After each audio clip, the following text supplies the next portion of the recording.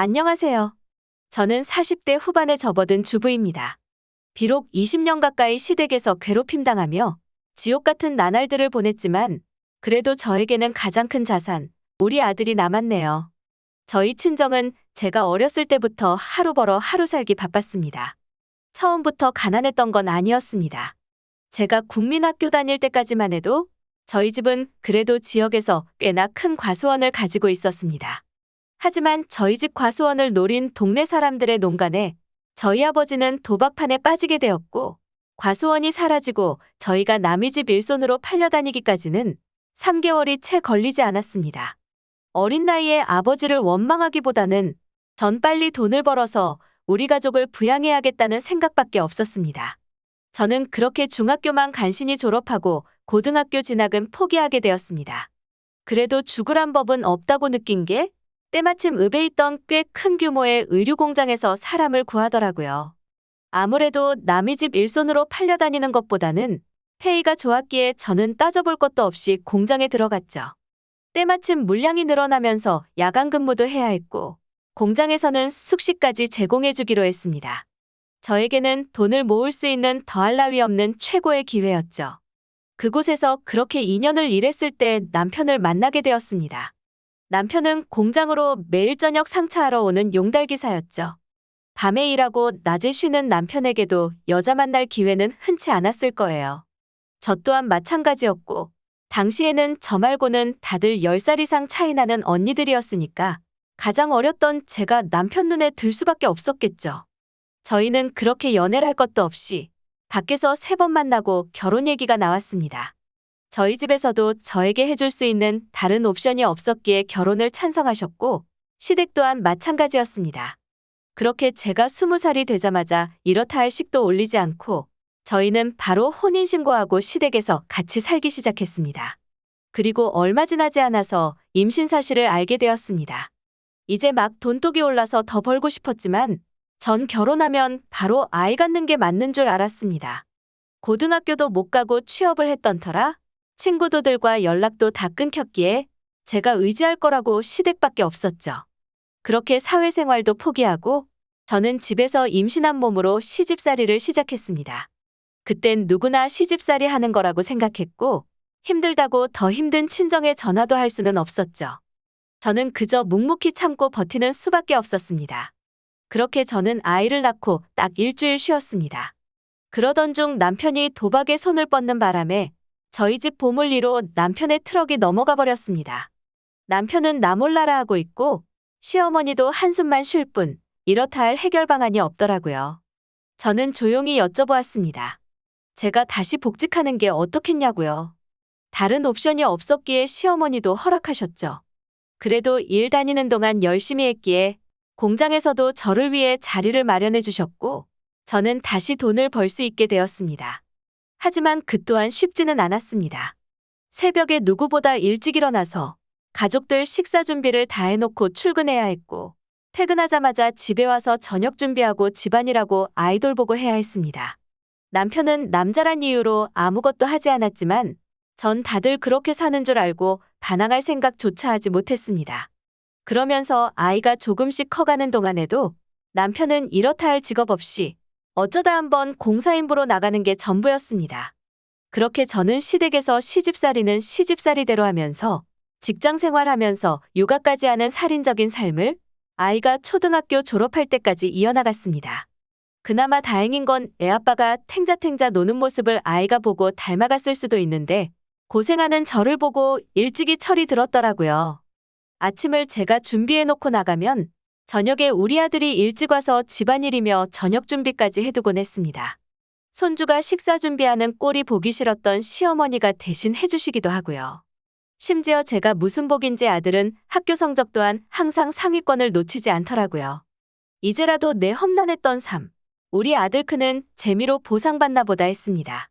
그때부터는 시어머니와 남편 몰래 급여의 일부분을 저축하기 시작했습니다.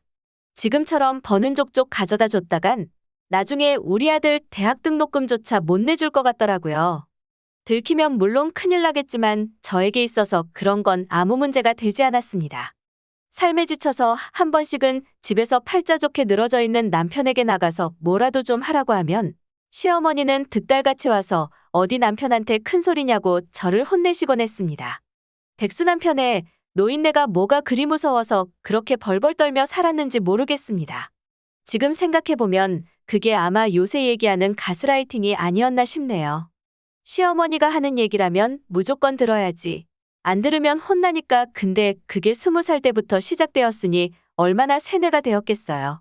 그렇게 시간이 지나면서 급여도 조금씩 오르긴 했지만 평생 직장 생활을 안 해본 시어머니와 백수 생활이 길어진 남편을 속이는 건 어렵지 않았습니다. 시어머니랑 남편이 물어볼 때마다 중졸공순이를 누가 급여를 올려주냐며 빠져나갔고 늘어나는 급여는 모두 아들을 위해 모아두었습니다. 그렇게 아들이 고등학교 진학할 때쯤에는 시댁살이가 점점 파국으로 치닫기 시작했습니다. 남편은 시어머니 돈까지 손대기 시작했습니다. 물론 도박하기 위해서였죠. 시어머니는 뜯어말리다가도 결국 하나밖에 없는 아들이 달라고 하니 못 이기면 내주셨고 그렇게 노후자금도 뺏기기 시작했습니다. 물론 그럴수록 시어머니는 저한테 돈 더 벌어오라고 잔소리를 하셨지만 빠져나가는 건 쉬웠습니다. 중졸 공순이를 어디서 월급 더 주고 데려가겠냐면서요. 그렇게 입버릇처럼 중졸이라고 무시하셔놓고는 이제 돈이 궁하니까 그런 건 생각도 안 하시는 것 같더라고요. 그때부터는 저도 눈에 뵈는 게 크게 없었고요. 그때 때마침 아들의 한마디에 제가 눈이 번쩍 뜨인 계기가 있었습니다. 하루는 퇴근하고 와서 집안일하고 있는데 아들이 얘기하더라고요. 할머니랑 아빠 버리고 나가자고요. 물론 처음에는 가족 함부로 등지는 거 아니라고 했죠. 아이가 덩치만 컸지 아직 성인도 아니고 정서적으로 불안할 만한 요소는 만들고 싶지 않았거든요. 근데 아들이 얘기하더라고요. 고생하는 엄마 생각하면 집에 있기 싫어진다고요. 공부도 하기 싫고 자기도 나가서 돈이나 벌고 싶다고 하더라고요. 그래서 저는 식겁하고 차분하게 얘기했죠. 수능 볼 때까지만 참으라고요. 엄마도 그때까지 생각해보겠다면서요. 하지만 그때 당시에 모은 돈으로는 서울의 전세집도 못 구할 돈이었죠. 한참을 고민하고 있는데 아들이 조용히 봉투 하나를 내밀더라고요. 그래서 이게 뭐냐니까 엄마 생일이라 자기가 마련했다면서 저한테 100만 원이나 되는 거금을 주더라고요. 그래서 어디서 난 거냐고 막 다그쳤습니다. 한 달 용돈 10만 원 주는데 이렇게 큰 돈을 모을 리가 없으니까요. 혹시 어디 가서 나쁜 짓 하는 건 아닌지 걱정이 되더라고요. 하지만 아들은 웃으면서 어떻게 돈 벌었는지 보여주더라고요. 그때 처음으로 비트코인이란 걸 접했습니다. 그걸 보는 순간 이거다 싶었습니다. 사실 비트코인이 뭔지도 어떻게 돌아가는 건지 아직도 잘 모릅니다. 그냥 아들을 믿었고 바보처럼 도박할 아이가 아니라는 믿음이 있었거든요. 물론 저는 아들 없었으면 포기했어도 진작에 포기했을 인생이었고 그 돈도 어차피 아들을 위해 모은 돈이었기에 아들에게 통장을 건넸습니다. 물론 아들도 처음에는 큰 돈은 부담스럽다며 거절했지만 네가 이거 불리면 우리 둘이 나가서 집도 구하고 너 학교도 다니고 사람답게 살 수 있다고 얘기했습니다. 아들도 잠깐 망설이더니 열심히 해보겠다고 하더라고요. 그때 이후로 아들 수능 보는 날까지 돈이 얼마나 불어났는지 일절 물어보지 않았습니다. 신경도 안 쓰고 있었고요. 그렇게 아들 수능 보는 날이 되었고 잘 봤냐는 물음에 확신에 차서 잘 봤다고 대답해주니 결과는 안 나왔지만 너무 고맙더라고요. 해준 것도 없는데 원망하지 않고 잘 컸다는 게 너무 기특하더라고요. 그렇게 아들은 원하던 서울 공과대학에 합격하게 되었고 제가 해준 것에 비해 너무 훌륭한 성인이 되었습니다. 공장에 출근해서도 하루 종일 아들 자랑에 지칠 줄 모르고 일했습니다. 그러던 어느 날 아들이 조용히 와서 얘기하더라고요. 공장 그만두라면서요. 그래서 무슨 일 있냐고 물어보자 조용히 핸드폰으로 통장 잔고를 보여주는데 정말 깜짝 놀랐습니다. 제가 모아준 6천만 원을 12억까지 불렸더라고요. 시댁에는 공장을 그만뒀다고 얘기하지 않고 출근하는 척 집을 나와서 아들과 서울의 집을 알아보러 갔습니다. 그리고 아들 대학 근처에 작은 아파트를 하나 얻었습니다. 그리고는 집에 다시 내려오자마자 남편과 시어머니에게 얘기했습니다. 이제 이혼하겠다고요.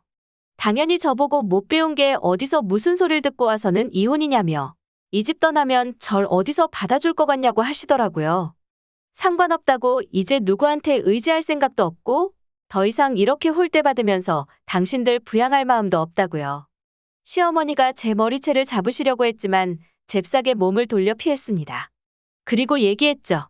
내가 아무리 못 배웠어도 20년 가까이 무직이었던 남편이 소송에서 이길 확률이 없다는 건 아니까 쉽게 가자고요. 안 그러면 소송 걸어서 이 거지 같은 집구석 아주 숟가락 하나까지 남기지 않고 뺏어버릴 거라고요. 그리고는 그대로 서울로 올라갔습니다. 법원 기일까지는 시간이 있어서 아들이랑 같이 면허도 따고 차도 한 대 뽑았습니다. 그렇게 최종 기일에 법원 앞에서 남편을 만났습니다. 남편은 차려입은 아들과 제 모습, 그리고 차를 보고는 눈이 휘둥그레졌습니다. 그제서야 자기가 미안했다고 자기 좀 데리고 살아달라고 하는데 제가 떨쳐내기 전에 아들이 먼저 남편을 막아서더라고요. 그러게 20년이나 시간이 있었는데 잘 좀 하지 그랬냐면서요. 남편은 그제서야 눈물을 질질 짜는데 별 이변 없이 저희는 그렇게 갈라서게 되었습니다.